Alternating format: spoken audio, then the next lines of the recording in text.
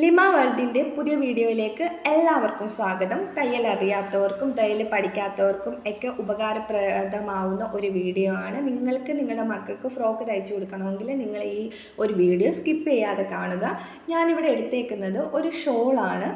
ആ ഷോള് രണ്ടായിട്ട് മടക്കിയതിന് ശേഷം ആദ്യം അതിൻ്റെ യോക്ക് വശം ഞാൻ കട്ട് ചെയ്തെടുക്കുന്നുണ്ട്. യോക്ക് വശം കട്ട് ചെയ്യുമ്പോൾ ശ്രദ്ധിക്കണം, അതിൻ്റെ യോക്ക് വശത്തിൻ്റെ ഇറക്കവും വണ്ണവും നമ്മൾ ആദ്യം ഒന്ന് നോക്കണം. നോക്കിയതിന് ശേഷം വേണം നമ്മളത് കട്ട് ചെയ്യാൻ. കിട്ടുമ്പോഴേ എനിക്കിവിടെ 2 പീസ് കിട്ടിയിട്ടുണ്ട്, ഒരു മേൾവശവും താഴ്വശവും. പിന്നെ നമ്മൾ അതിൻ്റെ ലൈനിങ് തുണിയും കൂടെ എടുത്ത് മൊത്തത്തിൽ 4 പീസുണ്ട്. ആ പീസിനെ നമ്മൾ ഒന്ന് മടക്കുക, പകുതിക്ക് വെച്ചൊന്ന് മടക്കിയെടുക്കുക. മടക്കിയെടുത്തതിന് ശേഷം ഞാൻ പിന്നെ ചെയ്യുന്നതെന്ന് വെച്ചാൽ കഴുത്തിൻ്റെ നീളവും ഷോൾഡറും പിന്നെ കൈക്കുഴിയും കൂടെ ഒന്ന് അളന്ന് വെക്കുന്നുണ്ട്. അളന്ന് വെക്കുമ്പോൾ നമ്മൾ ഇതെല്ലാം ഒന്ന് നമ്മൾ അളന്ന് വരച്ചു കൊടുക്കുക. കൈക്കുഴി വരച്ചു കൊടുത്തതിന് ശേഷം അതിൽ ഒന്ന് ചരിച്ച് വട്ടത്തിലൊന്ന് വരച്ചു കൊടുക്കുക. നമുക്കത് വെട്ടുന്നതിന് എളുപ്പമായിരിക്കും അങ്ങനെ വരച്ചു കൊടുക്കുമ്പോൾ. പിന്നെ നമുക്ക് കഴുത്തിൻ്റെ ഇറക്കം അടയാളപ്പെടുത്താം. ഇറക്കം ഞാൻ ഇതിൻ്റെ ഇറക്കം ഞാൻ കുറച്ചൊരു എക്സ്ട്രാ എടുക്കുന്നുണ്ട്. എടുക്കുന്നതിന് കാരണമെന്ന് പറയുന്നത് ഞാൻ പുറയിൽ ഹുക്കോ സിബോ ഒന്നും വെക്കുന്നില്ല. അന്നേരം പിന്നെ കുറച്ച് എക്സ്ട്രാ എടുത്താലേ കഴുത്ത് കയറാൻ പറ്റത്തുള്ളൂ. അതുകൊണ്ട് ഞാൻ കുറച്ചൊരു ലേശം ഞാൻ എടുക്കുന്നുണ്ട്. നമുക്ക് ഈ 4 പീസിൻ്റെയും ഷോൾഡർ വശവും ആം ഹോളിൻ്റെ വശവും ഒന്ന് കട്ട് ചെയ്തെടുക്കാം. കഴുത്തിൻ്റെ വശം കട്ട് ചെയ്യുന്നില്ല, കാരണം ഫ്രണ്ട് കഴുത്തും ബാക്ക് കഴുത്തിൻ്റെയും അളവ് 2 ആയിരിക്കും. അന്നേരം നമ്മൾ ഫ്രണ്ടും ബാക്ക് വശവും സെപ്പറേറ്റ് എടുത്തതിന് ശേഷമേ കഴുത്ത് വെട്ടാവുള്ളൂ. അങ്ങനെ ഞാൻ രണ്ടും സെപ്പറേറ്റ് എടുത്തതിന് ശേഷം ഫ്രണ്ട് കഴുത്ത് വെട്ടി.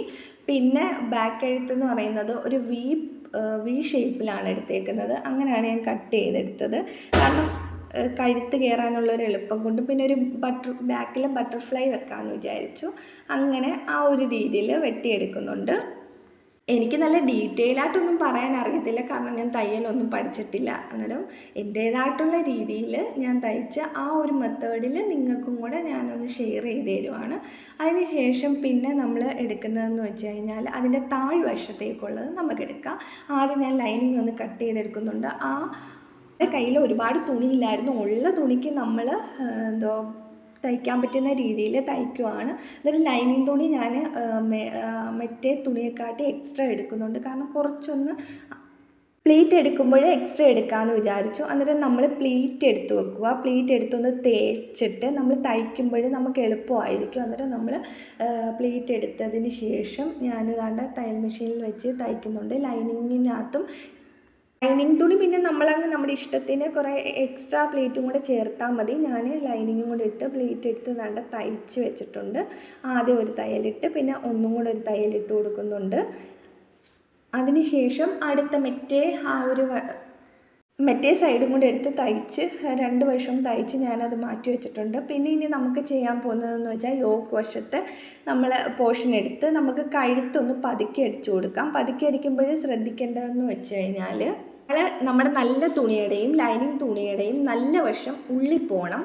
എന്നിട്ട് നല്ല വശം ഉള്ളിൽ പോയി മറ്റേ വശം പുറമേയും വരികയാണ് ചെയ്യേണ്ടത്. എന്നിട്ട് നമ്മൾ കഴുത്ത് പതുക്കി അടിച്ചതിന് ശേഷം ആ തയ്യലിൻ്റെ മുകളിലൂടെ ഒന്ന് കട്ട് ചെയ്ത് വിട്ട് കൊടുക്കുക. തയ്യലിൽ തട്ടരുത്, കട്ട് ചെയ്ത് വിട്ട് കൊടുക്കുന്നതെന്ന് വെച്ചാൽ നമ്മൾ ആ ഒരു പതുക്കി അടിച്ചത് നല്ല രീതിയിൽ നമുക്ക് ആ ഒരു കഴുത്ത് നല്ല രീതിയിലൊന്ന് ആക്കി എടുക്കുന്നതിന് വേണ്ടിയാണ് അങ്ങനെ ചെയ്യുന്നത്. 2ൻ്റെയും പതുക്കി അടിച്ച് ഞാൻ തിരിച്ചിട്ടിട്ടുണ്ട്. ഇനി നമുക്ക് ആ ഒരു ഷോൾഡർ 2 മുകൾ വശത്തിൻ്റെയും താഴ്വശത്തെ തുണിയും ഷോൾഡർ ഒന്ന് യോജിപ്പിച്ച് കൊടുക്കാം.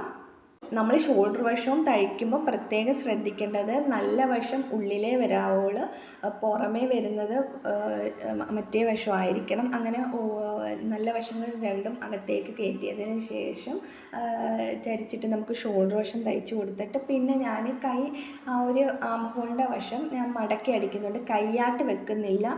പിന്നെ ഞാനൊരു കുറച്ച് തുണി എടുത്ത് ഒരു പ്ലേറ്റ് വെച്ച് ചെറിയ പോലെയൊക്കെ ഇങ്ങനെ മേളിൽ കൊടുക്കുന്നതേ ഉള്ളൂ. അങ്ങനെ 100 പോലെയൊക്കെ വെച്ചതിന് ശേഷം പിന്നെ നമുക്ക് ആ ഒരു യോക്ക് വശവും താഴത്തെ വശവും തമ്മിൽ നമുക്കൊന്ന് യോജിപ്പിച്ച് കൊടുത്തിട്ടുണ്ട്. പിന്നെ നമുക്ക് ആ ഒരു സൈഡ് വശവും ഒന്ന് തയ്ച്ചു കൊടുക്കണം. നമ്മുടെ വണ്ണമൊക്കെ നോക്കി സൈഡ് വശവും ഞാൻ തയ്ച്ചു കൊടുത്തിട്ടുണ്ട്.